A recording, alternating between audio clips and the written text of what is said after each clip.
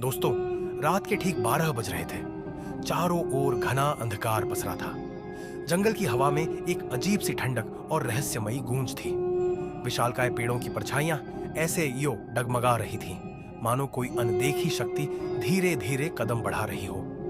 कैलाश, एक युवा इतिहासकार जिसने अपनी जिंदगी रहस्यों की खोज में बिता दी थी, इस वक्त एक शापित मंदिर के ठीक सामने खड़ा था। मंदिर जो सदियों से वीरान था, जिसके बारे में कहा जाता था कि जो भी यहां रात बिताता है वह कभी लौटकर नहीं आता।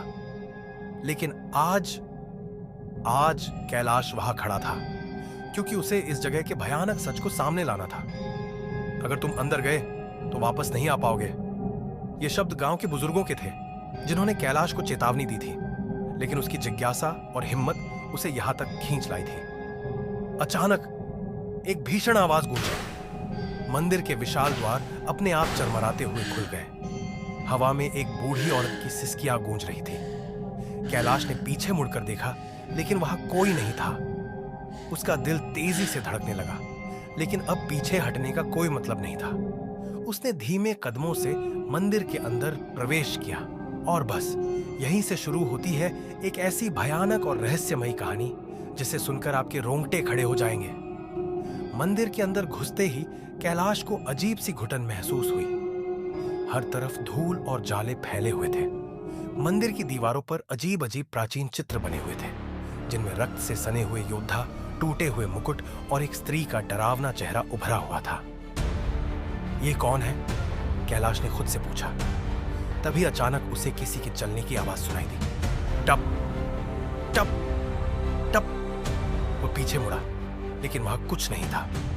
फिर एक तेज झोंका आया और मंदिर के अंदर रखी एक धातु की घंटी अपने आप बजने लगी। कौन है यहां? कैलाश ने जोर से आवाज दी।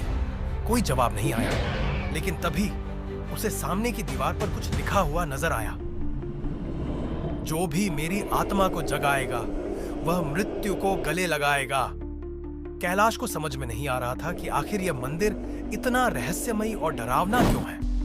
तभी उसे याद आया कि गांव के बुजुर्गों ने कहा था कि यह मंदिर कभी श्रापित नहीं था, इसे शाप दिया गया था। लेकिन किसने और क्यों? कैलाश ने मंदिर की गहरी छानबीन शुरू की।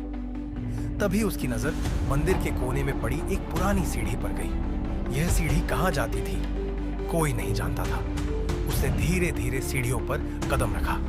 हर कदम के साथ अंधेरा और गहराता जा रहा था। सीढ़ियों के अंत में एक छोटा सा दरवाजा था, जो आधा खुला हुआ था। कैलाश ने जैसे ही उसे धक्का दिया, वह दरवाजा एक भारी धमाके के साथ खुल गया और वह अंदर गिर पड़ा। अंदर का दृश्य देखकर उसके होश उड़ गए। यहाँ एक खूबसूरत लेकिन अधजली तस्वीर रखी हुई थी, जिसमें एक महिला राजा के सिंहासन पर बैठी थी।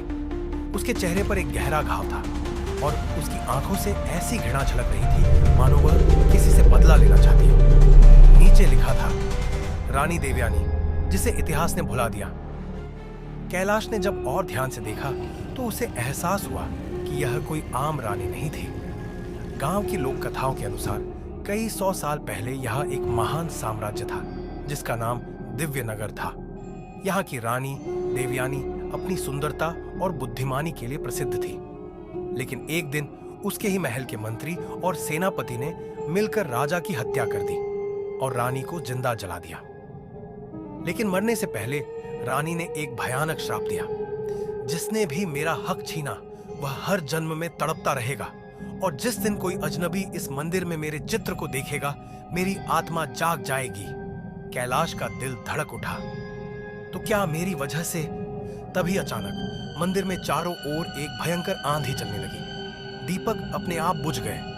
दीवारों पर बनी रानी की तस्वीर की आंखें चमकने लगी। फिर एक ठंडी कंपा देने वाली आवाज गूंजी। कौन है जिसने मेरी नींद तोड़ी?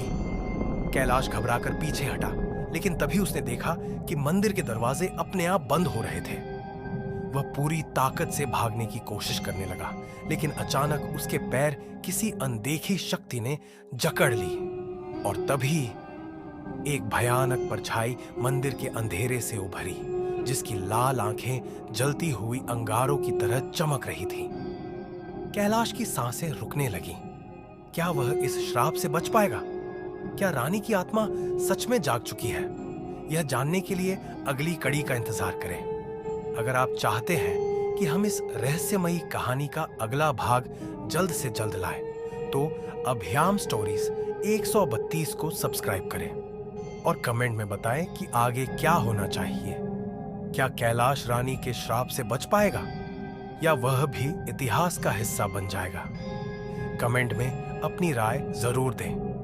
बेल आइकन दबाएं ताकि अगली कहानी मिस ना हो।